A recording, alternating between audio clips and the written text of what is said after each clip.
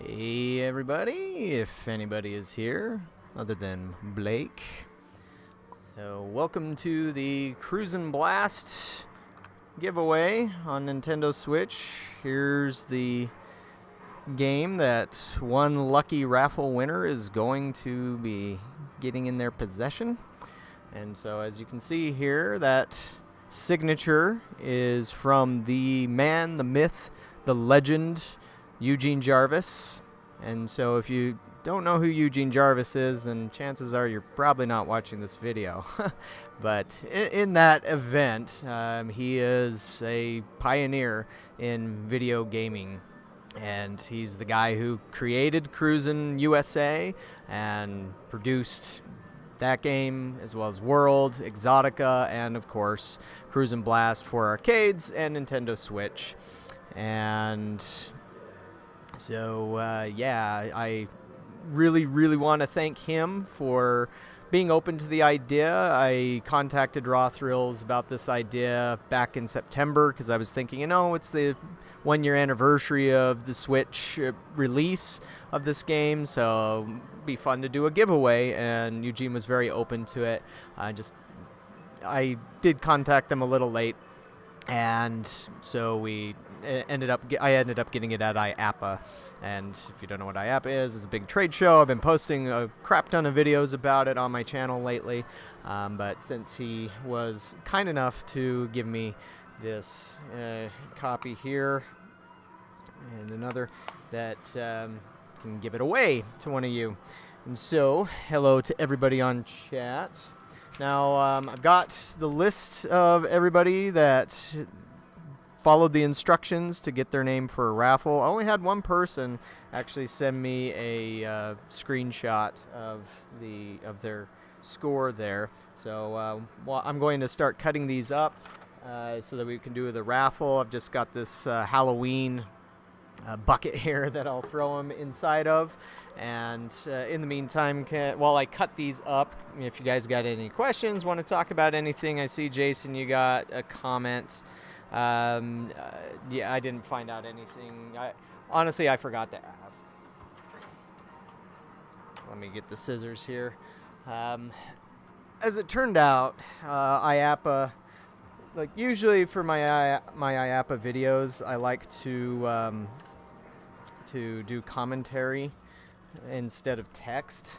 But the Monday where I arrived in Florida, I ended up visiting this warehouse full of arcade games, and there was some cool stuff there. There was some newer stuff like Superbikes 3 and Target Bravo, Operation Ghost, and some Redemption crap, and a few other things. But it was like in this old abandoned Macy's, and there was probably mold or something, and I think I inhaled something that I shouldn't have. I still have a little bit of a cough, but like the next day when I woke up, my voice was gone, and I mean, I still could speak to a degree, but it became very difficult. In fact, by Thursday on the show, it hurt to talk. Like when I had to talk, I kept it as brief as I could, but like I could feel my vocal cords. It felt like they were ripping apart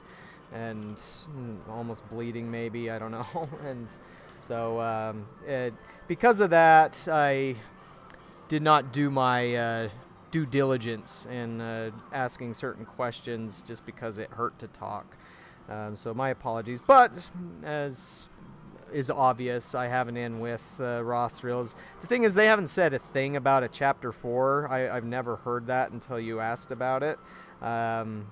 Generally speaking, when they had something like that in the works, then they would talk about it all the time. I remembered with Chapter 3, they were talking about it a good year or so beforehand.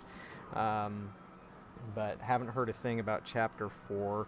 So it probably depends as well on the how many units have sold out there. I have no idea how many King Kong units they've sold at this point. And for anybody joining, I'm just cutting up the names that are going into the raffle so that I can pick it out. And got quite a few here. So, yeah. But speaking of upgrades and Raw Thrills upgrades, today I just got my Series 2 update. Well, like the software has actually been available on the machine since last week. And but I ordered some cards, and I got a little bit of artwork, and I actually have a little postcard that I need to send in so that I can get the new banner thing that they have there. So almost done cutting up these names of yours, those of you who follow the rules to be included in today's raffle. And my apologies for any coughing. What happened to Chase HQ? I'll just I posted on the Arcade Heroes Discord about that. Yeah, just kind of got a memory parity error. I've never seen that before. I mean, I've seen it before on PCs, but it's been ages since I've ever had a computer do that. Of course, it's a Type X2, so I'll have to look up exactly what the fix is for that, but I'm concerned it might be like a RAM problem or something like that, which I should give props to Taito on Chase HQ2. That was one of the very first games that I started with, so 14 and a half years ago, and apart from a monitor problem here and there, it was one of the last games, not the last, but one of the last games to be released with a CRT, the old tubes.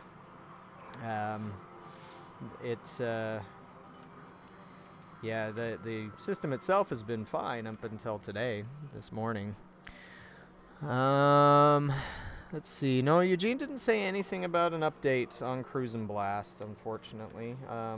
I will follow up with him And once I let him know about how this went, unless he's watching out there, yeah,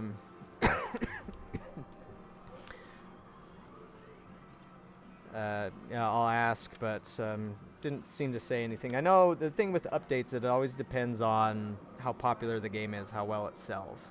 And so if it doesn't sell very well or sell up to certain expectations, because it does cost money for a company like Raw Thrills to be doing one of these updates, then they just can't afford to do it. And I was talking with George Petro a little bit at IAAPA, and he was telling me a bit about the costs that they have in place with developing and manufacturing a game. Like, one number that I've seen before for an arcade game is the software development side and prototyping the cabinet and coming up with the cabinet and all that stuff costs usually between $3 to $4 million. But that doesn't include production. And so for production, say if you want to make 100 cabinets or 500 cabinets, you need to have the money to purchase all of the parts, like every screw, all the monitors, the T-molding, the wood, the lighting, everything, any custom molds, and you have to do that up front. And then you go to the cabinet company and say, okay, we want to make 500 Fast and Furious games or Cruis'n Blast games. All has to be budgeted, and that right there is the most expensive part of arcade manufacturing and game development, is that you have to pay millions of dollars to be able to build those cabinets. And so that's why, the arcade industry sometimes does not release stuff that they test. Like, if it's not testing at a level that warrants the potential costs of maybe even tens of millions of dollars, then they're going to throw it out. Now, granted, console development is not quite as well. I mean, they have different costs. Of course, AAA games can cost an absolute ton of money, $60 million or whatever it is. But still, they need to know that there's enough people out there that would be able to get the update or pay for the update. And so, don't know. I will ask, though, if it got shelved. Will I be getting any new games from Raw Thrills or other manufacturers? Not at the moment. I'm closing down my second location, something that I announced on my arcade business channel. And I opened that at the end of 2020. And it was actually going pretty okay. Like, the beginning of this year was fairly solid. It's never done as well as the location where I'm at right now. This is my original location. This one's staying open. But once summer hit, it just took a nosedive. And every single month we've been below how much we were making last year, month-on-month sort of comparison. And my costs of operating up there are a lot higher than they are right here, which is weird because the city up there is actually smaller by population. And like where I'm at here is the second largest city in Utah, which isn't huge. I mean, it's still kind of small compared to real big cities. But still, the cost of doing business here is lower than there. And so, sorry, all this talking is bringing my dry cough back. But yeah, it would be nice if there are Switch updates for that. And I mean, I guess I know one reason why this exists is part of it was the pandemic and Raw Thrills needing to find a way to get software out there that people could buy that didn't cost $10,000 or something like that, like some of the arcade machines do, or more. And but they also told me how they have seen a lot of people asking for certain games, and no, there is no indication that they're porting anything else. Right now it's just this. This, of course, makes sense because it had to have been licensed through Nintendo, because Nintendo actually owns the Cruis'n Blast, or the Cruis'n USA IP, and it's not Midway and not Eugene Jarvis himself. And so that was one reason why this came to be. Now, I know pretty much every video that I post about Raw Thrills games, people are always port begging. But thing is that sometimes it's an issue of, licensing. So the cost to license something in the arcade and the home, it's always been different ever since the old Atari days, where you would have a home port and an arcade version. Like Pac-Man is a good example. So Pac-Man was developed by Namco, but it was released in arcades through Midway. And then it was licensed to Atari for home ports, like on the Atari 2600. And so it still exists where, like, I remember Terminator Salvation when Raw Thrills did that. A lot of people were saying, oh man, this game's so much better than the home version of the game. But part of the problem was that the licensing, it would prevent the release of the Terminator Salvation game on home consoles because that already existed, and they didn't want to stomp on the people that they licensed Terminator to in the first place. So yeah, I don't have any plans on buying the Fast and Furious game because it's around $25,000 per cabinet, and that's just too much. Unfortunately, it's more of a game for a company like Dave & Buster's, Main Event, Round One USA, all these companies that are multi-million-dollar corporations and have the budget. As I've mentioned in some of my arcade operation videos, I don't come from wealth. I don't have a ton of money. I mean, granted, yes, in running a business for 14 years, I've been able to accumulate wealth, I guess, through these arcade cabinets. But, I mean, I'd probably have to sell, like if I sold my Walking Dead and my Jurassic Park that are sitting in front of me, maybe I would, probably not get enough to even buy one Fast and Furious. And so unfortunately it's just not for small, poor operators like myself. It's for those guys that have a ton of money. And so what I'm hoping is that Raw Thrills will come along sometime in the future and release a standard version of the game, and something that's a little bit more affordable, something closer to Cruis'n. But at IAAPA, one thing that I did hear them mention, because I think I brought that up, and they said, well, if you want a standard version of Fast and Furious, get a Cruis'n Blast. And it's like, well, yeah, I guess so. I mean, the new Fast and Furious does look a lot better. I do like the idea of the missions on there, and it does have one more track than Cruis'n Blast does in arcades. That's been one criticism I've had of Cruis'n Blast, is it only has 5 tracks. Now, fortunately, this right here, if you haven't played it yet on Switch, well, it has a bunch. So, yeah. Anyways, enough chit-chatting there. Let's do the raffle. You guys ready? Get this nice and mixed up. And see about making this a little bit bigger here. I guess I don't really need my YouTube stuff here. We're ready to go. So I'm going to pull one name out, and if that, I will reach out to that person through YouTube or Twitter or Facebook, wherever it is that they did their thing. And if they don't respond, I don't know, maybe within 48 hours, I'm going to pull 2 names. So the first one will be the winner, and then I'll give them 48 hours to reply back after I reach out to them. And if I don't hear back from them, then it'll go to the second place winners. Does that sound fair? I think it sounds fair. It sounds fair to me. But, all right, let's go. So I cannot see which name I am going for. And now I don't have one of those metal dillios. All right. We have Eddie Bogard. So this came from Facebook. Don't know if you can see that, but Eddie Bogard, you are the lucky winner of Cruis'n Blast on Switch, the physical copy. So congratulations. And let's pull out a second name just in case Eddie does not reply to me.